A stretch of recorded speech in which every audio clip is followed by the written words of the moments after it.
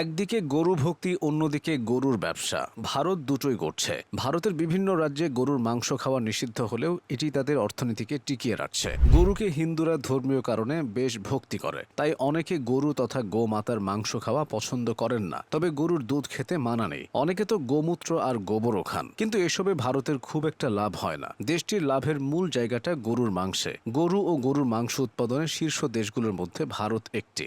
রফতানিতে তো তারা বিশ্বের তৃতীয় অবস্থানে রয়েছে। পৃথিবীতে যত গরুর মাংস রফতানি হয় তার 16% আসে ভারত থেকে। প্রতি বছর ভারত থেকে 13 লাখ মেট্রিক টন গরুর মাংস রফতানি হয়, যেখান থেকে দেশটি শত শত কোটি টাকা বৈদেশিক মুদ্রা আয় করে। 1970 সালে শুরু হওয়া অপারেশন ফ্লাড ভারতকে বিশ্বের শীর্ষ দুধ উৎপাদক দেশে পরিণত করে। এটি খামারিদেরকে সরাসরি বাজারের সাথে যুক্ত করে এবং দুধ উৎপাদন বৃদ্ধি করে, যে কারণে ভারতে ধীরে ধীরে গরু ও খামারের সংখ্যা বৃদ্ধি পায়। বর্তমানে ভারতে মাথাপিছু দুধের সরবরাহ দিনে 459 গ্রাম, যা বিশ্ব গড়ের চেয়ে বেশি। দুধ ও মাংসের মতো প্রাণীজ প্রোটিনের উৎস হিসেবে গবাদি পশু তথা গরুই সবচেয়ে সহজ সমাধান। গরু ভারতের খাদ্য নিরাপত্তা ও পুষ্টি নিশ্চিত করতে গুরুত্বপূর্ণ ভূমিকা পালন করছে।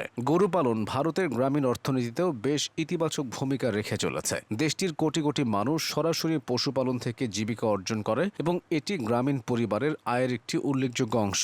গরু পালন মহিলাদের জন্য একটি আয় ও ক্ষমতায়নের উৎস হিসেবে কাজ করে। বিষয়গুলো ভারতের কেন্দ্রীয় সরকার থেকেও তদারকি করা হয়। 2025-26 অর্থ বছরে ভারতের কৃষি খাতে 15% বৃদ্ধি বরাদ্দ করা হয়েছে। এই বরাদ্দের একটি অংশ ডেইরি খাতের উন্নয়নে ব্যয় হবে, যার মাধ্যমে খামারিদের আয় বৃদ্ধি ও দুধ উৎপাদন বাড়ানোর পরিকল্পনা রয়েছে। খামারিদের উন্নতি হলে গরুর উৎপাদন আরও বাড়বে। সবচেয়ে বড় কথা হলো, মুসলিম জনগোষ্ঠীর থেকেও ভারতের হিন্দুরা গরু উৎপাদনে বেশি সংযুক্ত।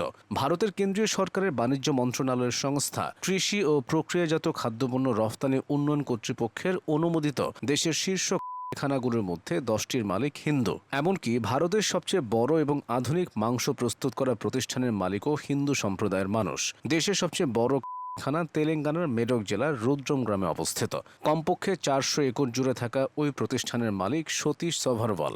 এটি আল কবির এক্সপোর্টস প্রাইভেট লিমিটেড চালিয়ে থাকে। ভারতের মুম্বাইয়ের নরিম্যান পয়েন্টে অবস্থিত সদর দফতর থেকে তারা মধ্য পূর্বের কয়েকটি দেশে গবাদি পশুর মাংস রফতানি করে। মুম্বাই ছাড়াও আল কবিরের দফতর রয়েছে Dubai, Abu Dhabi, Kuwait, Jeddah, Dammam, Medina, Muscat, Doha এবং অন্যান্য জায়গায়। সংস্থাটি বছরে কয়েকশো কোটি টাকার ব্যবসা করছে। মাংস রফতানি করে এরকম আরেকটি বড় সংস্থার নাম আরাবিয়ান এক্সপোর্টস প্রাইভেট লিমিটেড। এটির মালিকও একজন হিন্দু, নাম সুনীল কাপুর। সুনীলের প্রতিষ্ঠানটির সদর দফতরও মুম্বাইতে। এটি গরুর মাংসের পাশাপাশি ভেড়ার মাংস রফতানি করে। এর পরিচালক বোর্ডে বীরনোথ নাগনাথ কুডমুলে, বিকাশ মারুতি শিন্দে এবং অশোক নারং রয়েছেন। MKR frozen food exports private লিমিটেডের কথাও বলতে হয়। এই সংস্থাটির মালিক Madan Abbott. Abbott cold storage private লিমিটেডের কারখানা রয়েছে পাঞ্জাবের মোহালি জেলায়। বিজেপির রাজনীতির সাথে যুক্ত অনেকে গরু নিয়ে অতিভক্তি দেখালেও ব্যবসায়ীদের মাঝে কিন্তু তেমনটা দেখা যায় না। এই যেমন অশ্বিনী এগ্রো এক্সপোর্টসের পরিচালক কে রাজেন্দ্রন। তার মতে ধর্ম নিতান্তই ব্যক্তিগত বিষয়, ব্যবসার সঙ্গে এর কোনো সম্পর্ক থাকা উচিত নয়। আইন করে ভারতের অনেক রাজ্যে গোমাংস খাওয়া ও বেচা কেনা নিষিদ্ধ করা হয়েছে। তারপরও এর চাহিদা দিন দিন বাড়ছে, আর গরু দিয়েই ভারতের অর্থনীতি চাঙা হচ্ছে।